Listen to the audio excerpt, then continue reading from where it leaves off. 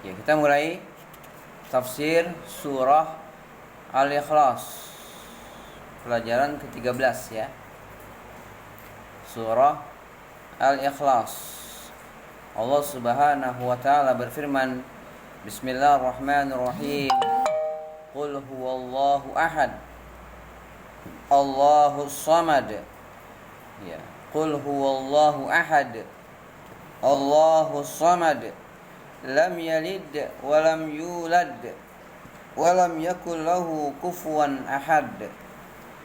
Katakanlah ya Muhammad, dialah Allah yang maha tunggal, maha satu. Allah hanya satu. Yang kita sembah sebagai Rabb kita adalah hanya satu saja. Tidak ada yang lainnya kecuali Allah Subhanahu wa taala. Qul huwallahu ahad. Katakanlah Allah, dialah Allah yang maha satu. Dialah Allah yang hanya satu saja. Jelas? Allahus samad. Allah tempat segala sesuatu bergantung. Allah Subhanahu wa taala yang dibutuhkan oleh manusia, dan Allah tidak butuh kepada mereka,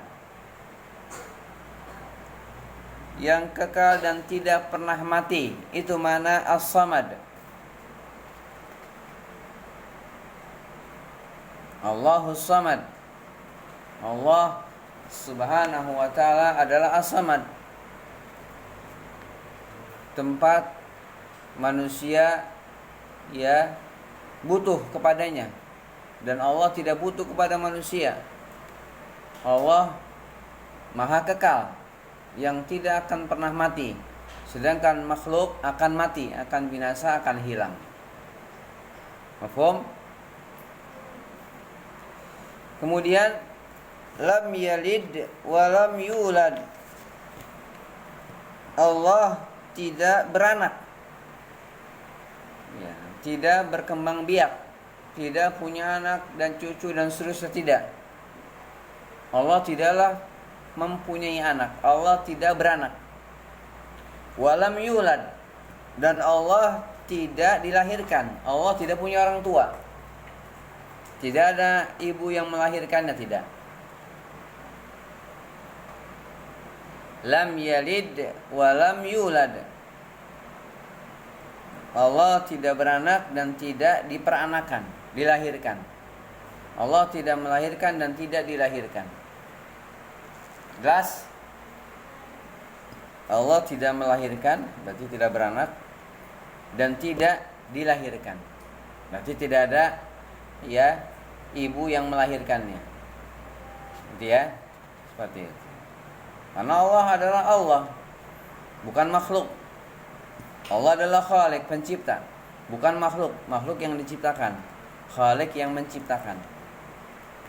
Mafhum? Walam yakul lahu kufuwan ahad, dan tidak ada satupun atau seorang pun yang sama sebanding dengan Allah. Tidak ada sesuatu pun atau seorang pun yang sebanding atau sama dengan Allah Subhanahu wa taala. Ya, dalam zatnya dan dalam sifat-sifatnya enggak ada yang sama. Zatnya enggak ada yang sama, sifat-sifatnya juga enggak ada yang sama. Tidak ada seorang pun, sesuatu pun atau seorang pun yang sama dengan Allah, tidak pada sifatnya dan tidak pada zatnya, zat Allah Subhanahu wa taala. Enggak ada yang sama. Tidak ada yang sebanding dengan Allah Subhanahu wa taala. Laisa kamitslihi syai'un. Tidak ada satupun yang serupa dengan Allah Subhanahu wa taala. Ar-Rahmanu 'alal 'arsy istawa. Ya. Ar-Rahman, Allah bersemayam tinggi di atas arsy-Nya. Dan Allah tidak serupa dengan makhluknya. Tinggi zatnya, tinggi sifatnya. Zatnya maha tinggi, sifat-sifatnya juga tinggi. Mafhum? Maha segala sesuatu, maha melihat, maha mendengar, ya, maha mengetahui, maha berkuasa, dan seterusnya. Itu sifat, namanya sifat. Tinggi sifatnya. Enggak ada yang bisa menyerupai Allah ya dalam sifat-sifat. Tidak ada yang menyerupai Allah dalam sifat-sifatnya, sebagaimana tidak ada yang menyerupai Allah dalam zatnya. Gitu ya. Mafhum? Jelas? Sekarang maknanya.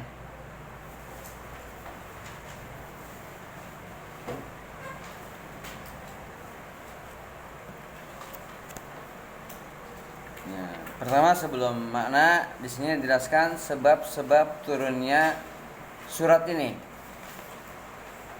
Ya, sebab-sebab turunnya surat ini disebutkan di sini. Qala al-kafiruna lin Nabi sallallahu alaihi wasallam ya Muhammad sif lana rabbak fa anzalallahu surat al-ikhlas. Orang-orang kafir berkata kepada Nabi yang mulia alaihi salatu wassalam ya dengan mengatakan ya Muhammad, wahai Muhammad. Tidak mengatakan ya Rasulullah karena mereka tidak mengakui beliau sebagai utusan Allah. Sehingga mereka hanya berkata ya Muhammad.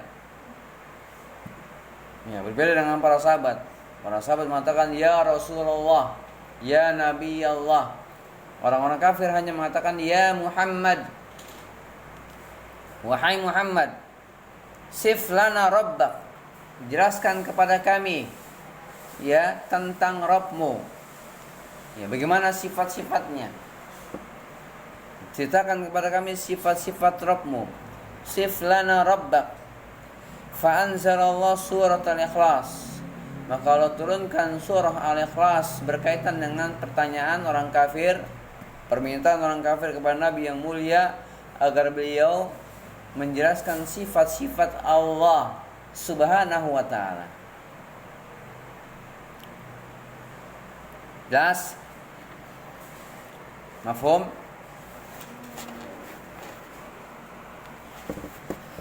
Nah, ini dia berkaitan dengan sebab turunnya ayat ini. yakni ketika orang-orang kafir meminta kepada Rasulullah alaihi salatu wassalam untuk menjelaskan kepada mereka sifat-sifat Allah. Mereka berkata, "Ya Muhammad, sif lana rabbak." Wahai Muhammad, jelaskan kepada kami sifat-sifat Rabbmu, Tuhanmu. Maka Allah turunkan berkenaan dengan pertanyaan ini, permintaan ini, Allah turunkan surah Al-Ikhlas. Ya, selanjutnya ma'anil kalimat. Ya, ma'anil kalimat. Ma'anil kalimat. Pertama, makna ahad.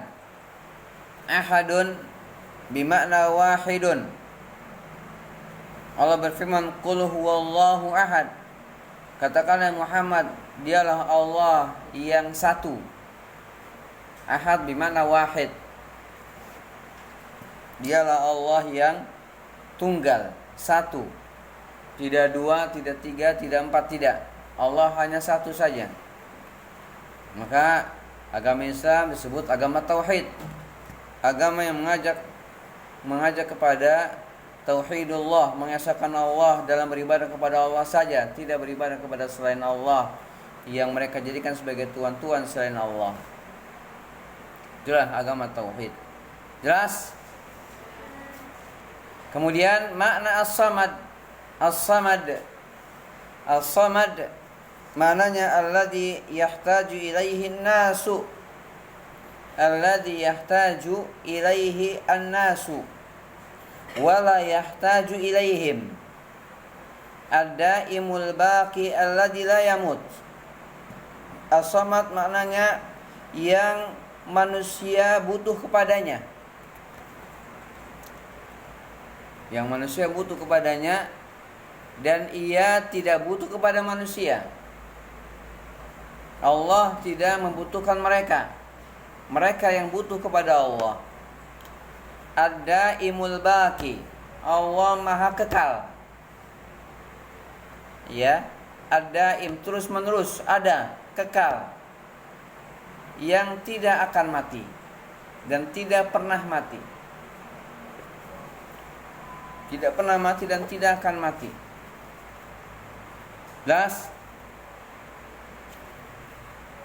Qul huwallahu ahad, Allahus samad. Katakanlah Muhammad, dialah Allah yang satu, tunggal.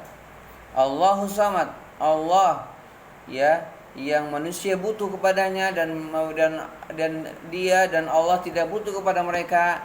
Allah terus-menerus ada, kekal dan tidak akan mati. Itu mana as-samad. Lam yalid wa lam yulad tadi sudah kita artikan, yang maknanya sangat jelas bahwa Allah tidak beranak, tidak melahirkan dan tidak pernah dilahirkan. Kemudian kufuwan. Kufuwan maknanya syabihan. Ya, serupa. Allah berfirman, "Walam yakul lahu kufuwan ahad." Tidak ada ya seorang pun atau satu pun apapun juga yang serupa dengan Allah. Enggak ada yang bisa atau tidak ada yang seorang pun yang menyerupai Allah, enggak ada. Enggak ada yang sama dengan Allah. Sama apanya? Sama dalam zatnya, sama dalam sifatnya, tidak. Enggak ada satupun yang sama dengan Allah, baik zatnya maupun sifatnya. Das. Sekarang makna yang umum, makna secara umum bagi surat ini yang menyeluruh. Pertama, sebab turun. Yang kedua, makna kalimat. Sekarang makna secara umum. Surah Al-Ikhlas. Disebutkan di kitab ini, di kitab Silsilah Ta'lim Al-Lughah Al-Arabiyyah, pelajaran tafsir untuk kelas 7. Ini tingkat awal ya. Maknanya adalah Qul ya Muhammad, Allahu wahid la syarikalah wala walada lahu wala walid wala ahada mithluh. Katakanlah ya Muhammad, Allah itu satu, tidak ada sekutu bagi Allah. Allah tidak punya sekutu. Allah hanya satu, tidak ada sekutu bagi Allah yang sama-sama dijadikan sebagai Rabb, tidak ada. Allah tidak punya sekutu. Qul ya Muhammad, Allahu wahid la syarikalah. Katakanlah ya Muhammad, Allah itu satu dan Allah tidak memiliki sekutu yang dijadikan sebagai Allah, sebagai Rabb selain Allah, enggak ada. Allah tidak punya sekutu. Wala walada lahu wala walida.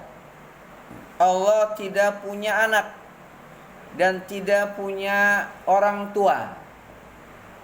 Allah tidak punya anak, Allah tidak sebagai orang tua, dan Allah tidak punya bapak. Allah bukan sebagai anak yang punya bapak, tidak. Wala walada lahu wala walida. Allah tidak punya anak dan tidak punya bapak. Kalau Allah sebagai anak berarti Allah punya bapak. Kalau Allah ya sebagai bapak berarti Allah punya anak. Maka kedua-duanya dinafikan dalam surat ini. Allah tidak punya anak dan Allah tidak punya bapak. Allah tidak punya anak, berarti Allah bukan sebagai bapak. Dan Allah tidak punya bapak, berarti Allah bukan sebagai anak. Jelas? Mafhum? Wala walada lahu wala walida. Allah tidak punya anak dan tidak punya bapak, tidak punya orang tua. Wala ahada mithluh. Dan tidak ada seorang pun yang sama dengan Allah. Tadi sudah dijelaskan, sama dalam zatnya dan sama dalam sifatnya, enggak ada. Tidak ada seorang pun yang sama serupa dengan Allah Subhanahu wa ta'ala, yang menandingi Allah dalam kekuasaannya, dalam hak uluhiyah dan rububiyahnya, tidak ada. Dan tidak ada seorang pun yang sama dalam asma wa sifatnya, nama-nama dan sifat-sifatnya. Karena seorang muslim wajib mentauhidkan Allah dalam rububiyahnya, uluhiyahnya dan asma wa sifatnya. Ya. Allah tidak punya sekutu dalam rububiyahnya. Hanya Allah yang Maha Pencipta, Maha memberi rizki, Maha mengatur alam. Tidak ada, Allah tidak punya sekutu. Yang kedua, Allah Subhanahu wa taala tidak punya sekutu dalam peribadatan. Yang sama-sama berhak untuk disembah, tidak ada. Ini terkait dengan tauhid uluhiyah. Dan yang ketiga, tidak ada satupun yang sama dalam zat dan dalam sifatnya. Ini tauhid asma wa sifat. Mafhum? Maka dengan demikian selesailah tafsir surah Al-Ikhlas.